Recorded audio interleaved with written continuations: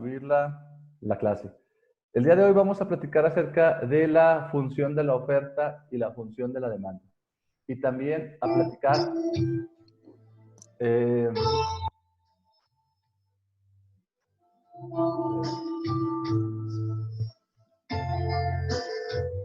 chavos, hay reglas, ¿sí? Dentro de las reglas, si no estamos hablando, silencien su micrófono. Si no, si lo activan, se escucha la música de un micrófono de Blanca Jacqueline Muñoz.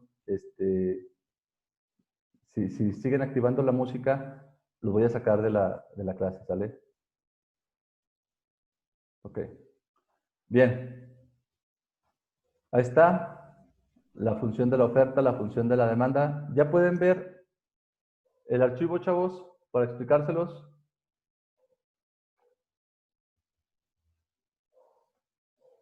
¿Alguien que me conteste si ya lo puede ver? Ahí quítale el mute.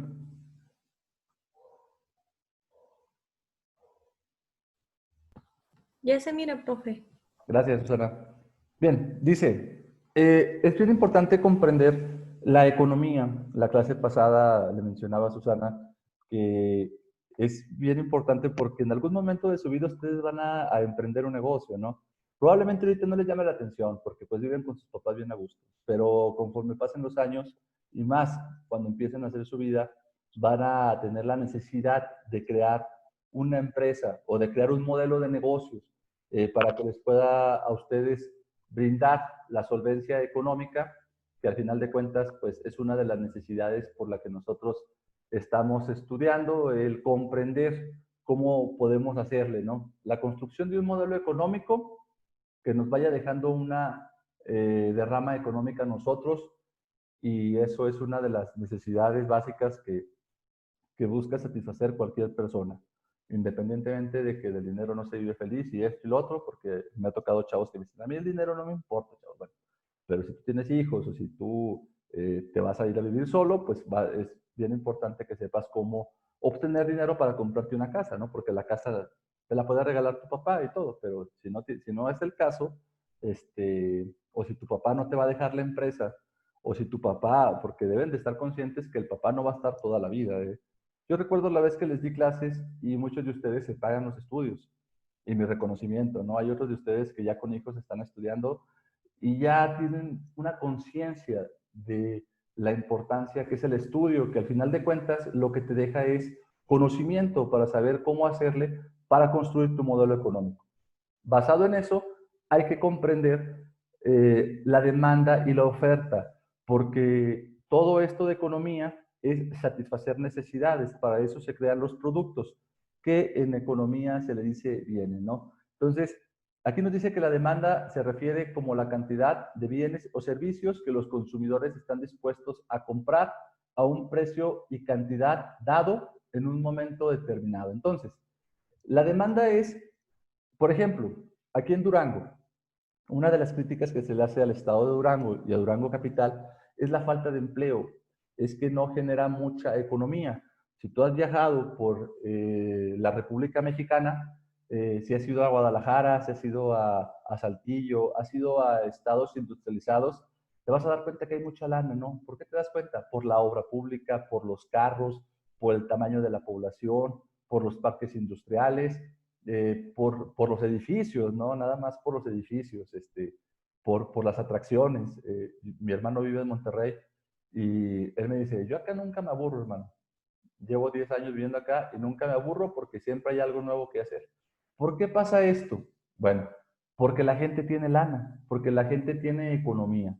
Eh, ¿Por qué tiene economía? Porque existen, en este caso, cada estado es diferente, cada ciudad es diferente, pero existen los medios para que la gente, la familia, vamos a llamarle la unidad familiar, obtenga y tenga ese dinero. Ese dinero es la demanda. Nos dice aquí entonces que la demanda es lo que los consumidores están dispuestos a comprar. ¿Por qué estados, este tipo de estados tienen muchas atracciones, tienen muchos museos, cada vez construyen más casas porque pues está llegando mucha gente, su población pasa de ser 1 millón a 2 millones, 3 millones en pocos años? Porque existe la demanda, porque existe la economía, el poder adquisitivo. Cuando tú tienes dinero, cuando tú traes dinero, lo que buscas es satisfacer tus necesidades. Por ejemplo, si yo gano para mí, suponiendo que no estuviera casado y gano 20, 30 mil pesos al mes y me creo la necesidad de comprar un carro del año, pues lo puedo comprar, ¿no? No hay ningún problema. Me puedo comprar un teléfono, me puedo comprar lo que yo quiera. Entonces, a lo que voy es, de acuerdo a tus ingresos, ¿sí? Ya sea por una actividad propia que tengas tu empresa o seas empleado, tienes esa cantidad económica para poder comprar diferentes bienes para satisfacer tus necesidades. Esa es la demanda. Dice, la demanda está determinada por factores como el precio del bien. Acuérdense que en economía el bien es el producto o servicio. La renta personal, las preferencias individuales del consumidor. Entonces, en general, pues la demanda es, me voy a ir para acá abajo para explicarles la curva de la demanda y luego ahorita regresamos por la oferta. La demanda es todo el dinero por el que estamos nosotros dispuestos a pagar por ese bien o por ese servicio, ¿no? Por ejemplo, ¿qué pasa si aquí en Durango no hay dinero? Como en este momento se están viendo afectadas derivado de la pandemia muchos empleos, muchas fuentes de ingreso de las familias, eh, y si la gente no tiene dinero, pues en este caso no puede comprar. Y si no puede comprar, las empresas dejan de producir. ¿Sí? En 1929, con la Gran Depresión de Estados Unidos, se dieron cuenta las empresas que no era producir a lo loco, era producir de acuerdo a las necesidades de las personas. Por ejemplo, tiempos actuales, celulares. Las empresas saben cuántos celulares deben de hacer de cada marca para meterlos al mercado. Hacen estudios de mercado, hacen estrategias de mercado. No nos vayamos más allá de los celulares, los negocios de Durango, ¿no? Por ejemplo, el pollo feliz. El pollo feliz sabe cuántos pollos debe de hacer al día para que no se le vayan a quedar y repartirlos entre sus sucursales. El pollo feliz sabe cuánto vende de su sucursal que está acá por el Real de Mezquital. El pollo feliz sabe cuánto vende de su sucursal que está ahí en el centro. Ellos deben de tener ese dato basado en el consumo de la gente. Si la gente no consume, entonces la producción disminuye. Se me hace que en la clase pasada les puse un ejemplo de las flores, basado en que de acuerdo a la temporada, una florería debe de trazar sus estrategias de venta.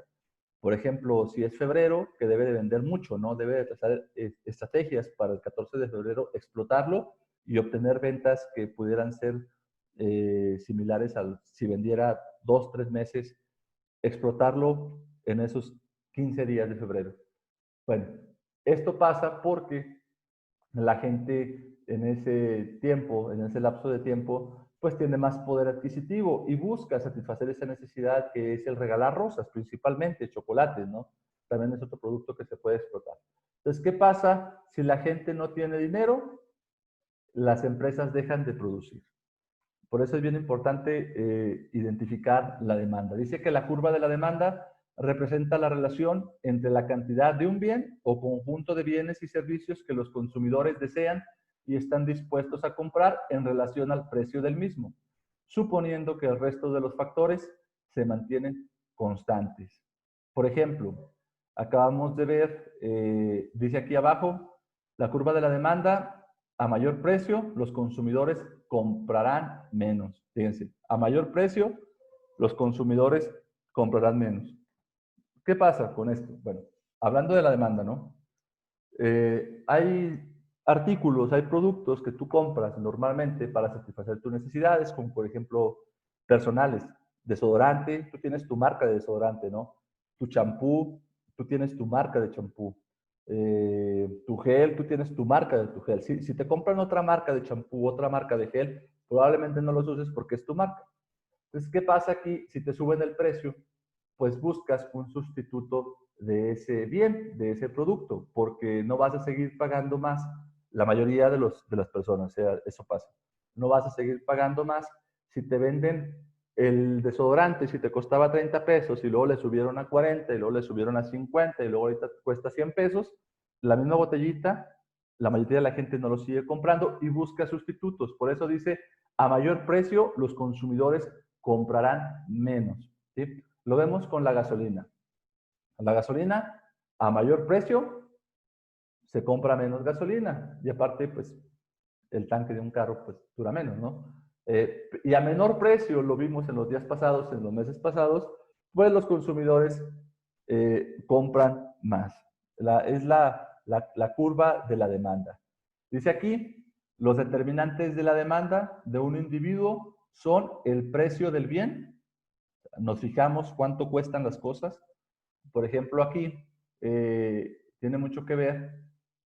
Si tú traes 50 pesos, yo les ponía el ejemplo también cuando vamos a almorzar, pues te adaptas a lo que completes con 50 pesos. Pero si traes 20 pesos, vas y compras algo que completes con 20 pesos nada más, para satisfacer esa necesidad que es el hambre, ¿no?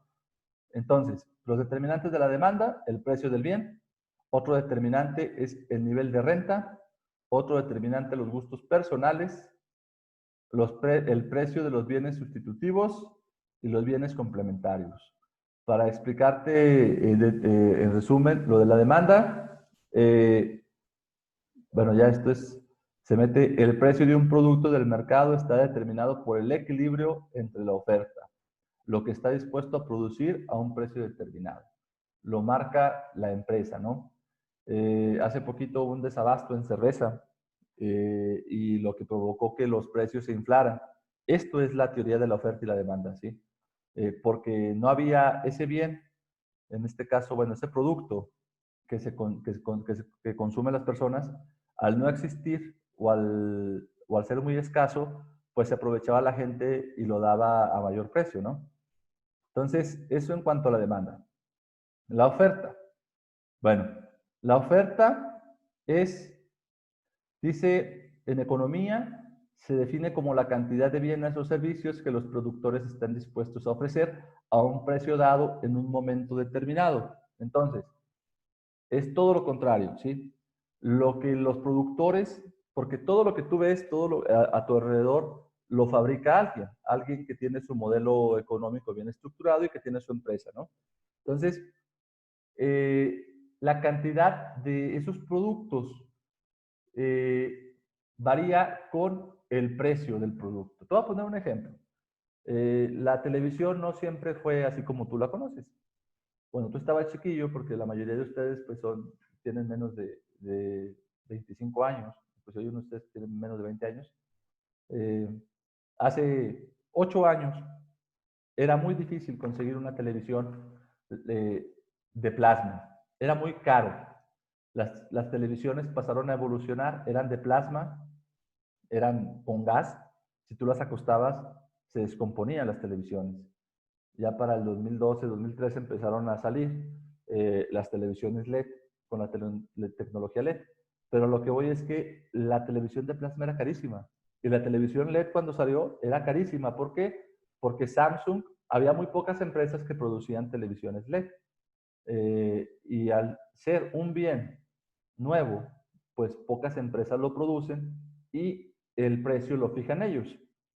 Los celulares es otro ejemplo. Hace 10 años había muy pocas empresas, muy pocas compañías de celulares y el tener un celular era algo muy caro, ¿no?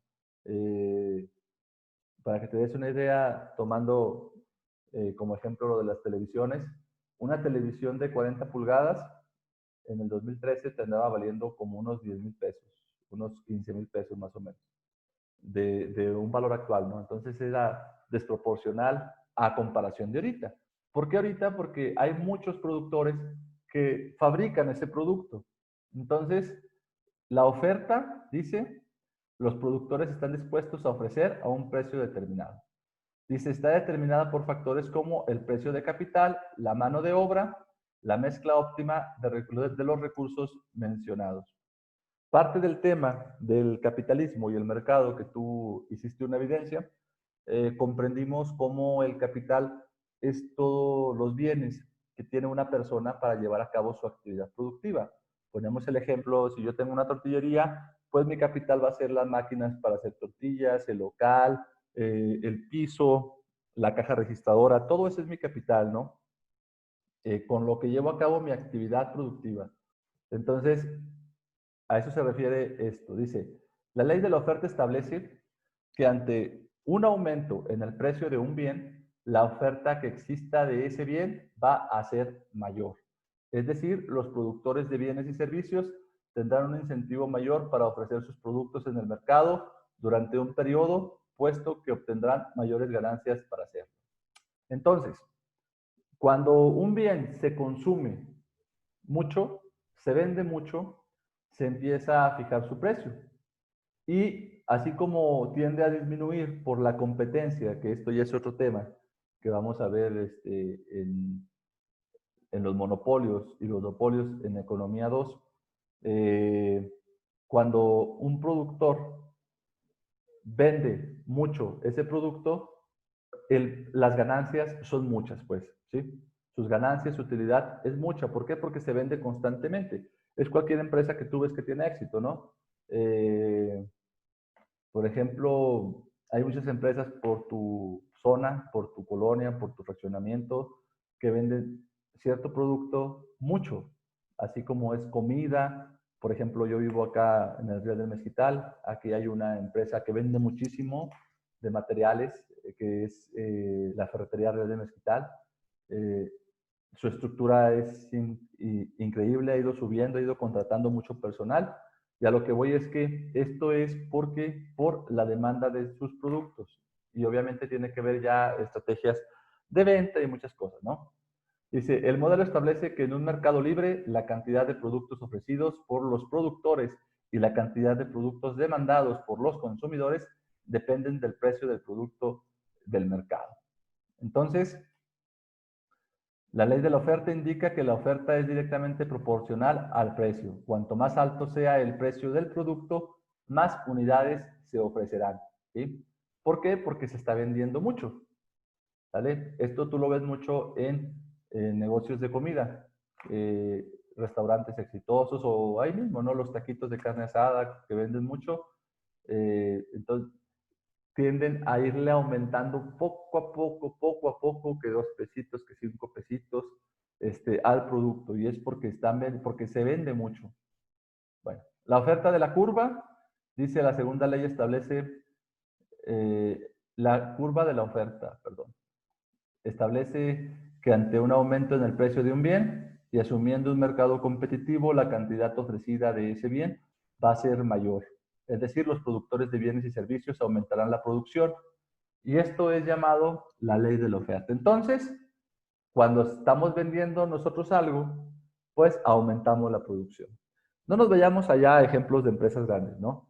Yo conozco muchos ejemplos en lo personal de personas que, por ejemplo, ahí en la otra escuela donde yo trabajo, eh, se van los chavos a vender postres de limón. Y los chavos ya tienen su modelo económico, fíjense. Platicando con uno de esos muchachos este semestre, me decía que él al día vende cerca de entre 500 y 700 pesos en su hielerita de postres de limón. Échenle cuentas, él me dice que a la semana anda ganando cerca de entre 3,000 y 4,000 pesos de utilidad, ¿no? Es estudiante, pero aparte pues ahí dentro de sus estudios, como se está todo el día en la escuela, eh, empieza a vender sus pies.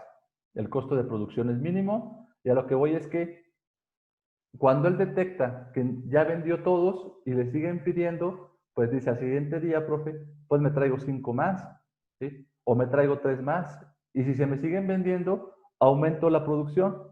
Pero ¿qué pasa si se me van quedando? Entonces le voy disminuyendo, ¿no?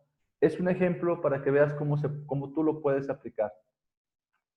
Bueno, esto es lo referente a la oferta y la demanda de economía. Luego pasamos al otro tema, a los otros temas que van de la mano, que es el dinero, que es la banca y el historial crediticio. Ok, ahí les va, chavos. Pues es educación, ¿no? Tú vas a formarte a la escuela, estás pagando, o tus papás están pagando para para darte competencias para que tú puedas salir adelante. Parte de ese conocimiento, de esas competencias, es tu tarjeta de crédito. Si tú no tienes tarjeta de crédito, déjame decirte que debes de empezar a crear, primero, conocimiento, cómo se usa una tarjeta de crédito, ¿no? Porque si no sabes usarla y sacas tu tarjeta de crédito, pues te vas a meter a buró. Y es bien difícil salir del buró. Pero ¿qué impacto tiene la tarjeta de crédito? Tu tarjeta de crédito, muchachos, es el registro, yo creo que más importante que tú tienes como persona, el poder hacer uso de este historial crediticio, porque los bancos te están preste y preste y preste dinero. Por ejemplo, si tú a esta edad ya sabes usar una tarjeta de crédito, vamos a suponer que te interesa el tema y aparte de lo que estás leyendo y te lo estoy explicando, te pones tú a investigar más, vas al banco y dices, oye, enséñame un poquito fecha de corte, fecha de pago, qué beneficios obtienen ustedes, cómo se usa, y sacas tu tarjeta de crédito y la empiezas a usar. Creo que algunos de ustedes ya tienen tarjeta de crédito, ¿no? Eh, a ver, ¿quién tiene tarjeta de crédito de aquí, chavos?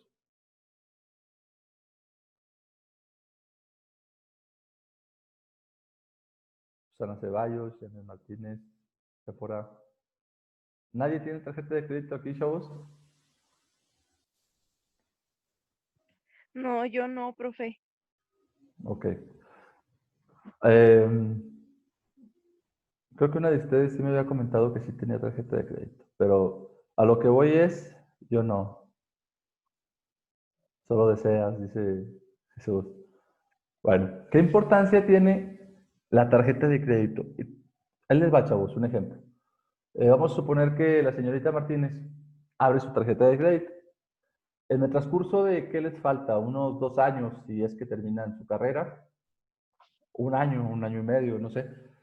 En ese transcurso, a la señorita Martínez, ahorita que le prestaron 3,000 pesos o 5,000 pesos, una tarjeta de crédito te la dan a ti por el simple hecho de ser mexicano, ¿eh? Eso es de ley. Te dan dinero para que tengas tu crédito y que lo sepas usar, ¿no? Porque no es dinero regalado. Entonces, vamos a suponer la tarjeta de Bancomer que te da de crédito 5,000 pesos. Más o menos esas son las campañas que tienen los bancos. Algunos bancos te dan más. A mí me acuerdo que cuando saqué mi primera tarjeta de crédito me daban 15,000 pesos. Me prestaron 15,000 pesos en mi crédito, ¿no? Ahorita ya anda un poco menos porque pues la gente en México no tiene cultura financiera, la mayoría de la gente. En estos temas vamos a ver mucho de cultura financiera. En la próxima clase te voy a explicar mucho acerca de las acciones, así en general, acerca del oro, los CETES, ¿qué son los CETES, no? Formas de inversión, pero empezamos con esto. La señorita Martínez saca su tarjeta de crédito, tiene 5,000 pesos el día de hoy. Cuando termine su carrera, va a tener alrededor de 15,000 pesos, siempre y cuando la señorita la use responsablemente. Compre y vaya, no todo lo tienes que comprar con la tarjeta de crédito, pero sí que la uses normalmente, ¿no? Algunas cosas pagas en efectivo y otras cosas en crédito, y luego vas y pagas tu tarjeta de crédito puntualmente. Al final de su carrera, probablemente le van a dar el banco un aumento de línea de crédito de 15,000 o 20,000 pesos. Bueno, en 5 años, si la señorita sigue usando su tarjeta de crédito bien, y por ahí en 5 años ya se le ocurre sacar un carro, pues el banco muy probablemente ya le vaya a prestar 50 o 80,000 pesos de crédito. En 8 años que la señorita quiera comprar una casa, pues es muy probable que el historial crediticio ya ande cerca de los 200, 300,000 pesos o más, ¿no? Dependiendo de sus ingresos. Entonces, esta es una herramienta, muchachos, que se usa muchísimo en el actuar de la vida diaria. Y más aquellos que vamos a emprender un negocio, que tenemos un negocio, es bien importante porque parte de esos créditos que te ofrece el banco, eh, es bien importante tu historia crediticio. Entonces, consejo, infórmense un poquito más. Aquí vamos a ver lo básico, ¿no? Bien, ¿qué es el dinero? El dinero es cualquier medio de cambio generalmente aceptado para el pago de bienes y servicios y la amortización de deudas. El dinero, muchachos, fue creado como lo conocemos. El sistema económico se empezó a crear yo les había dicho la primera clase, desde que empieza a llegar el oro a Europa y se empieza a establecer el sistema económico actual basado en el crédito, en el interés, ¿no? En los bancos, porque empiezan a crecer los bancos. Y luego viene el mercantilismo en los años de 1700, que es el intercambio, es la venta de productos, ahora sí ya por un valor adquisitivo, por dinero, y empieza a crecer el sistema económico que ahorita en la actualidad pues estamos en el capitalismo, ¿no? Entonces, el dinero nos dice aquí que su valor debe ser, por lo tanto, estable, aunque en la actualidad la inflación, con el siguiente aumento de precios, reduce constantemente su poder adquisitivo. Aquí en economía te voy a enseñar, bueno, inflación es economía 2, no sé si les voy a dar yo. Voy a enseñar lo que es inflación, por qué suben los precios, por qué te deben de pagar un poco más en tu empresa, por qué disminuye tu nivel adquisitivo. Vamos a ver variables económicas para comprender cómo funciona el ciclo económico dentro de un territorio. Clases de dinero, chavos, dinero material, como nosotros lo conocemos, oro, plata y el cobre, la moneda, como tú lo conoces, eh, la mayoría de los países en la actualidad todavía trazan su sistema económico en la cantidad de oro que tienen. Estados Unidos tiene muchísima reserva de oro porque, pues, cuando después de la Segunda Guerra Mundial le prestó lana a los países europeos para que se reconstruyesen y la mayoría de las reservas de oro de los países europeos todavía las tiene Estados Unidos. Otro tipo de dinero crediticio, pues aquí dice que el dinero crediticio consiste en un papel avalado por el emisor, ya sea el gobierno o un banco. Ahora, los bancos son de origen de diferentes países. ¿Sí? Hay bancos, por ejemplo, el HSBC es de Hong Kong, el Banco Santander es de España, Bancomer es de España, Banamex, que es el Banco Nacional de México, es de Estados Unidos, no es de México. Lo vendió, pues uno de nuestros presidentes hizo tranzas, ¿verdad? Hablar de economía es hablar mucho de política, de historia. Por ejemplo, parte de la historia que nos marcó a nosotros, chavos, tiene que ver con los bancos.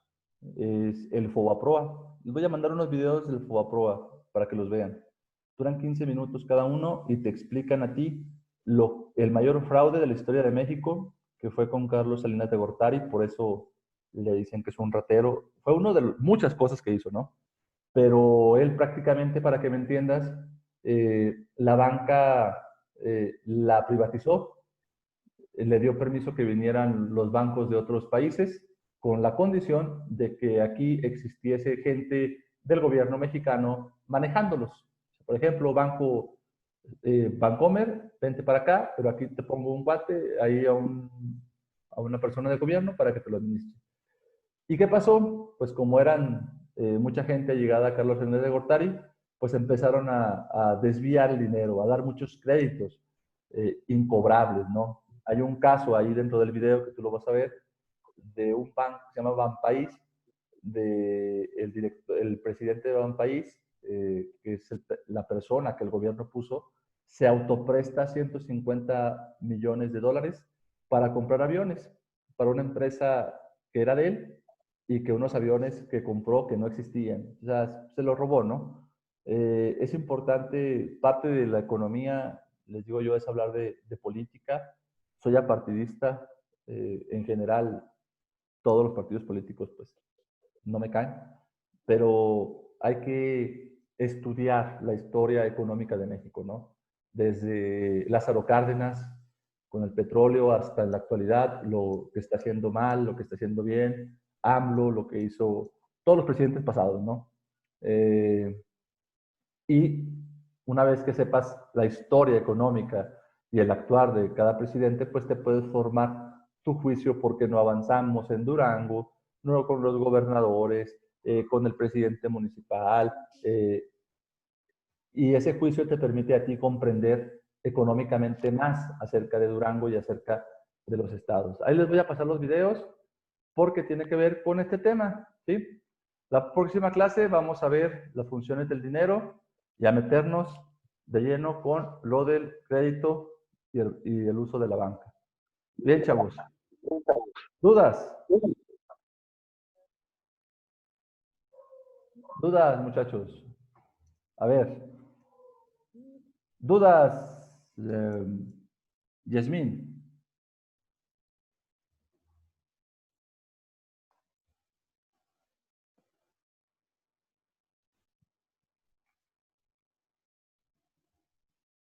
Bueno, joven Jesús, póngase al corriente, joven.